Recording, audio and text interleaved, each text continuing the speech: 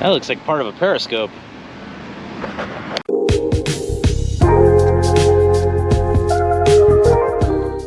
Here we go. Welcome to the channel. I am Matt the Lizard, your guide in this adventure and exploration. Today, we're going to be checking out beach access number 67. Keep both hands inside the video until it comes to a complete stop. You need to watch this one all the way to the end. All right, let's go, let's go, let's go, let's go.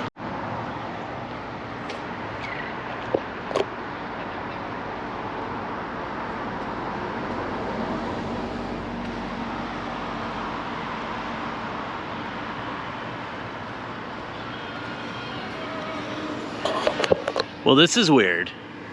According to the City of Panama City Beach's website, this is access 67, even by the address, 17485 Front Beach Road. But if you look, it looks like there might be some foot traffic down here, but you get that far and it all looks like a sand dune. And there's a sign that says do not enter. And sand dunes being a very important part of our geography here, natural storm protection, you know, I'm not going to trample in there. So I don't know what to do. Number 67 is missing, but I have another idea.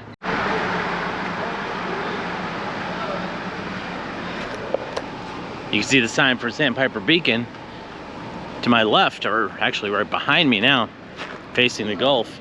Down this way, just beyond this row of cottages or townhomes, was the 67 as marked on the map. Over here, adjacent to the Sandpiper, take a look at this.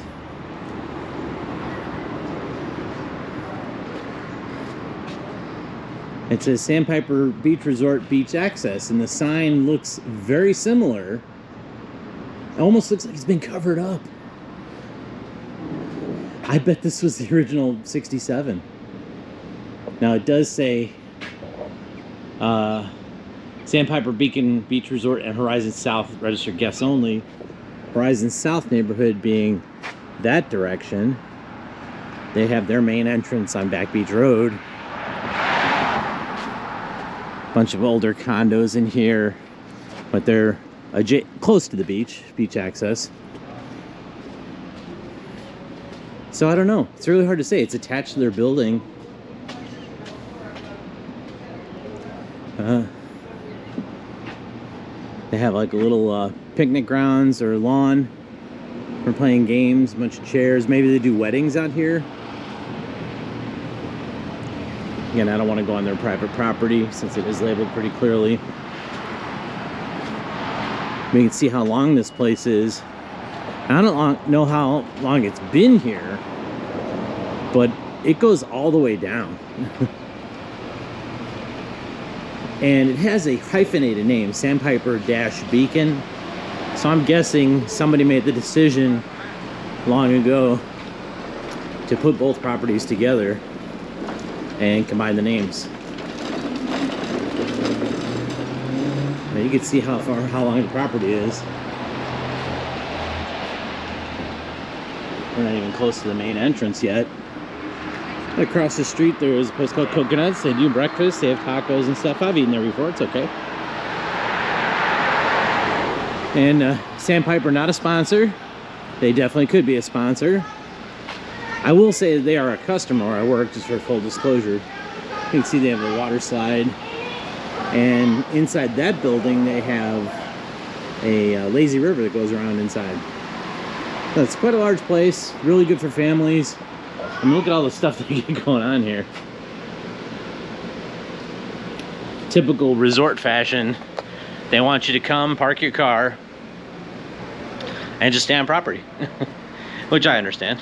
And you can see how close to the road it is. This is one of those unique properties in that the right-of-way, and I'm not criticizing, but the right-of-way is actually taken over by their parking.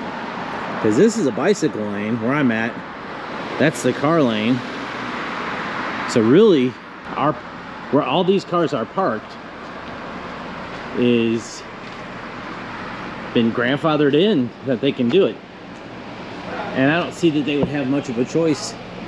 If they were going to change, they'd lose out on probably all of their parking. The walk area here is pretty wide, but you'd probably have to, if you were going to go with the right of way, halfway through where this parking spot is. So these cars would all be backed up to the building. So my guess is just one of those things that's been like this forever and nobody's really complained about it. So it exists. You can see the front side of the property, how long it is. Ooh, look at that old glass block. That's cool. This is the main lobby. And in this atrium here is the lazy river and indoor pool. That looks kind of fun. And then next to it is this very 70s, 80s style, almost reminds me of something you'd see in Phoenix type condo. It's called the Sea Chase. They're not very deep, and they have the underbuilding parking, so it acts like a carport. The car won't get as hot, and you have easy access to your rooms. Nice place. And here's another neighborhood, kind of like Horizon South. It's called Summer Breeze. It has rear access from their neighborhood towards the beach. And then going this way, access 66, which we've already previously done. That's funny. The window's been stuccoed over, and somebody painted a dog on it. Oh, I see why. Because it says vacation rental, pets rental. PCBpets.com. Not a sponsor, but they could be. I like the little awnings. It's kind of cute. It's got character. Here we are at the former Boar's Head Restaurant. And soon to be McGuire's. You can see the progress they've made since the last time I filmed over here. There are no signs that say no trespassing. It is an active construction site, so I'm not going to go anywhere I shouldn't. But I think showing the outside is reasonable. I'd love to see the inside, see what they're doing. There's probably nothing to see yet. It's all studs. Still kind of cool. Looks like they're working pretty hard on it.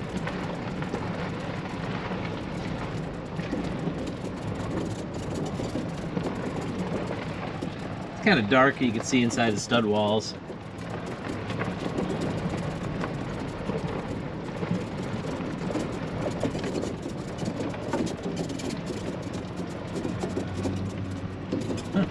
That's weird. Probably coolers or something.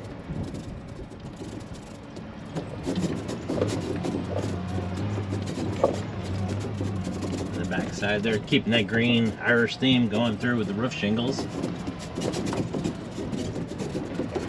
Yeah, you can't get out through here. Kind of a cool little trail back here. I don't know where it leads or comes from. My golf cart is lifted, and it has, oh, there's nothing, that's a dead end. And it has kind of off-road tires on it, but I'm not gonna push its limitations because I'm not sure what it can do.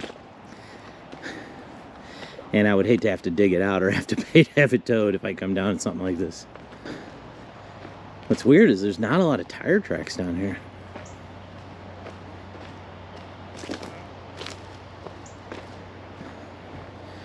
Looks like this is a dead end also. Maybe they're cutting in an access road eventually, because a bunch of the trees have been torn out. Or maybe they're just using it as storage for the construction site. If they chop down anything else, they have somewhere to put it. This is real Spanish heritage Florida here, this landscaping. And by that I mean the condition Florida was in when the Spaniards came here. I hear voices through the woods.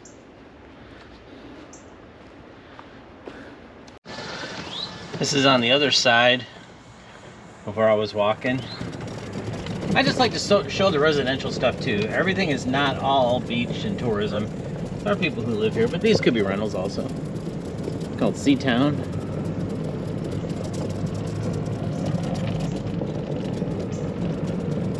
Got a small little swimming pool, nice clubhouse, beautiful pavers.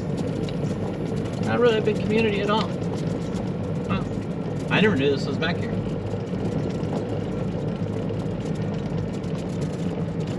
Nice cottages. That's nice. Nice mural on the garage door. That's interesting. Wow, it's really nicely landscaped in here too. It's kind of an overcast day, but it's got a lot of trees. Shady little neighborhood. I like it. Okay, down here we got the Lakes and Summer Breeze neighborhood. Interesting point to notice, you see the green street sign versus the blue one, and they even have a sign telling you, usually when you see a blue sign, that means it's maintained by an HOA or private ownership, and green is maintained by the city. So this street is not maintained by the city. There's some more cottages down here.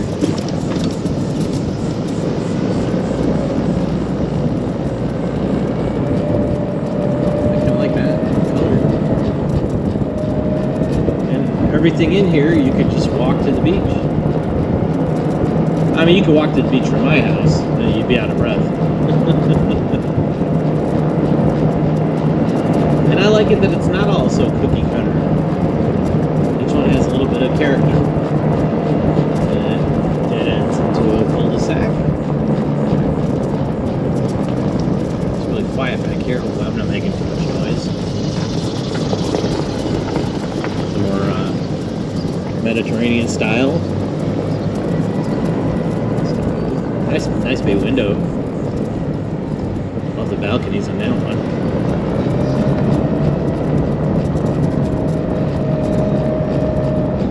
That's right, listen. Better have your emergency brake on.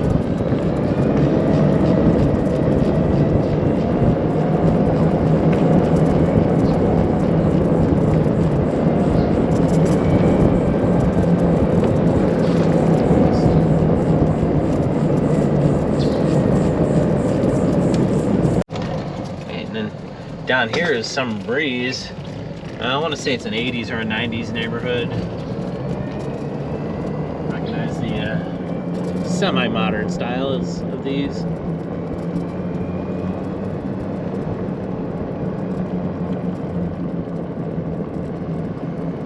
Like the lighthouse. Boy, big trees.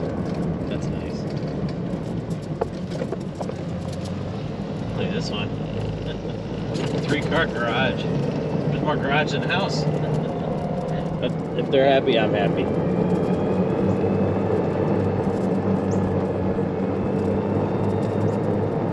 Nice lanai screened in.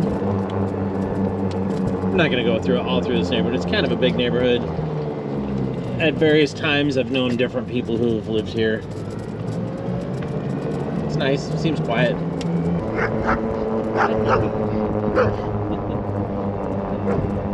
He's doing his job. Ended up in a cul-de-sac here. I'll have to turn around. Now I gotta go back behind that big polar bear of a dog. Let him know that I'm not bad.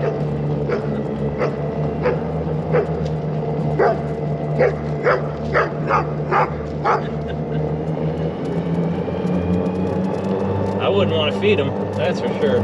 Especially not with my leg.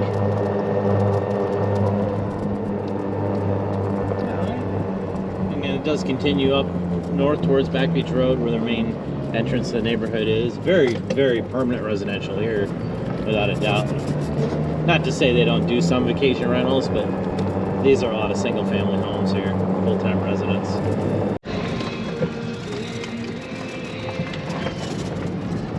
See off to my right is that close-up view of the strip mall, anchored by the Sensation store. Not a sponsor.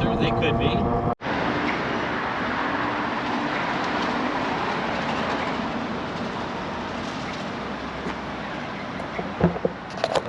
She has her own store? I didn't know about it. Okay, you found the secret place in the video. If you know where I'm at, you'll see where the hidden lizard is. And there he is. First to find it, can have it. Check out this big metal plate. Now it's hard to make out on video, but it says made in Germany. Pretty solid. Maybe not related to that. I just want to mention a story. Now this is folklore. I don't have any substantiated proof of what I'm about to tell you.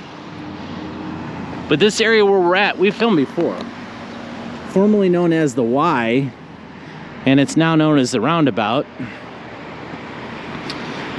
Cars in the roundabout have the right of way, of course. And in my experience, you can go around about 6 times before the cops chase you away. I mean, you could stay in there forever, technically. You're following the letter of the law, but breaking the spirit of the law, apparently. But that having been said, it used to be known as the Y, because you can see how it comes down here, 79, and it would create a Y. And on the center strip of grass here, there used to be a gas station and a Panama Pizzeria, which I've actually filmed at Panama Pizzeria a long time ago. Good restaurant. Here, it leads to the Gulf. There's no public access point here, but I'll tell you what, I mentioned it. Look at that view. Isn't that beautiful? Just wanted to kind of give you lay out the scene. The architecture, geography has all changed. At one time, this would have been the main road into Panama City Beach. I've often told you that anything that direction is west end of Panama City Beach. Anything that side is considered East Panama City Beach. We don't really have a downtown area, but you know, traditionally a downtown area, it would be the center of town, and this is where we're at. Down that way, at the end of the road, that leads up 79 points north. But just before the light down there, maybe about a quarter mile, half mile, is the city hall and the city complex and offices. So basically this is your downtown area, and it probably has been that way for a long time. Incorporated separately, West Panama City Beach was its own municipality. Of course, we're all under the umbrella of Panama City Beach now. I live in Panama City Beach myself. But this is according to oldpanamacitybeach.com. That is my source for this. Not somebody I know. It's a small blog, but it's oldpanamacitybeach.com. And I could probably put a link in the description to it. They said that during World War II, Tyndall Air Force Base, which is to our east, I used to live a lot closer to it. That's heading down around towards the Big Bend area of Panama City Beach, of Florida. That it was used as a training base. So they weren't super mobilized because a lot of the bombers were in action. And you never want to say a war is your favorite, but I find World War II the most interesting. And one thing we can claim over there is that Clark Gable, when he went to flight school, he went to school here. And he'd actually had frequented some places in downtown Panama City, which I'll probably film over there eventually. That place is still close to my heart. I live in Panama City Beach, but one town over. They got a lot of charm. There's a lot of good things going on there. Sort of a renaissance since Hurricane Michael. Okay, so I've set the stage. You see where I'm at. You know about Tyndall. The nearest air support, I believe they call them PBYs at the time, bombers, was in Pensacola, which by air is not very far. It's about 100 and some miles by road. We had a civilian air patrol along the Gulf Coast. They would just watch people with binoculars, telescopes and stuff, because you got the Gulf of Mexico. It's a giant unprotected body of water. It's not a lake, you know, as you know. We were worried that German U-boats were going to come in here. Well, reportedly one did. The 11th and Balboa in Panama City, which is very, very close to where I used to live. I could probably walk there from my old house. The civilian air patrol had been monitoring this boat, and they thought it was very suspicious. And, you know, Florida, the way we sit, we're on a big table going for 300 feet out. It's all a consistent depth, you know, before it drops off into the deep, you don't want to say ocean, the locals will come after you. But they spotted a submarine, German U-boat coming this way. It's World War II, we can't have that. So they contact Tyndall, who says, we don't have any bomber support for your area right now to go bomb them. We'll contact Pensacola, because we have, you know, a large Navy base there. And this was before we had the Navy base here, I believe. Although, interesting side fact. Hey, don't you know I'm YouTubing? Interesting side fact. Tyndall Air Force Base, the land that it sits on, was actually suggested by Robert E. Lee, famous Union general at the time, before he became a Confederate general. And we had a few skirmishes along that neighborhood at 11th and Balboa because we were producing salt from seawater. Of course, I say we only because I live here. And they bombed the heck out of us. Of course, I say they because that would be the North. Because they want to knock out our salt works. Salt being an important thing for, you know, food preservation and flavor, and a commodity for other countries, I'm sure. It was one way that the Confederate States of America were making a little bit of money. Okay, so we have a rich military history is what I'm basically saying. We've got a U-boat. It's within wading distance is how it was described on the website. The guy who has the blog, he mentioned he talked to some people who were actually witnesses, so now it's secondhand already to me. But they said right here, right down there, the U-boat had stopped and was sitting there. And before Pensacola could respond to come bomb them, you know, because we're in war, all of the seamen, sailors, came up on the deck and just stood there as if to say, we surrender. I'm not sure if that's what they meant, but, you know, they had young guys in the war effort just like we did. Ideologically different, we're on different sides of it, but they're still people and humans. Well, there's no record of whatever happened to these guys. No official record, no public record. Did they get absorbed into our community?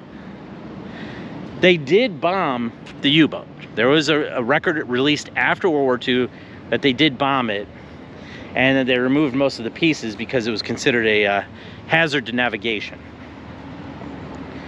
But where are the sailors? Did they go into a prisoner of war camp? Who knows? If anybody out there knows the whole story, I would love to hear it. And, you know, I'm not trying to take sides or anything like that, and the war was a long time ago. But I'm just, as somebody who's fascinated by history, I would love to know what happened, you know. I do have a theory, only because I talked to a guy who works at a restaurant, and he knew from family members, and he is the one who kind of put me onto the story. I went and researched it on my own. But he stated that there was a German restaurant and nightclub here called the Old Dutch, owned by a German expat who was an American citizen, loyal to America, and a businessman. Very close to this spot right here. So, his theory was that this U-boat had been coming here a lot, getting oil and supplies, and then going back out in the Gulf of Mexico. I mean, that's kind of bizarre. You wouldn't think we have some kind of espionage and intrigue like that right here. My theory, just using Occam's razor, which assumes the least amount of things, being that they're German, they swam to shore, or they were helped by the family that owned the old Dutch restaurant. Again, I have no proof of this. I figured that guy said, you know what, I can make these guys into American citizens. It was a less digital age then. They probably ended up waiting on tables, and he probably helped them integrate into American life. You know, they're sailors first, and they were Nazis second, you know. Maybe they looked at this place, I mean, look how beautiful it is, and said, I'd like to stay here. So I don't know, if anybody knows, I would love to know the answer. Well, there you have it, and there it is. Thanks for watching. I do appreciate all my subscribers watching. Well, if you enjoyed what you saw here today, you can press a like down below. If you want to see more content like this that I've done, you can hit the subscribe button. And I also have some good playlists on there. And if you want to find out when I upload a new video, you can hit the notification bell. You'll be notified. Any of those things, plus hitting share when you find something really interesting, worth sharing. Comments and corrections and questions are always welcome at the bottom. If you have a suggestion of somewhere you want me to film in the Bay County area, I'll be happy to try and accommodate that. As far as comments go, I do read them all. I try to respond to all of them. And hopefully if I don't have the answer, I'll find out the answer. Well, I'm hoping you guys are having as much fun as I am doing this, because I am having a lot of fun, even though it's really hot, and right where I'm at is super buggy all of a sudden. I don't know why. The bugs are just tearing me up. So I'm gonna have to wrap it up. Remember, you are important, and the world needs more people like you. Matt the Lizard, out.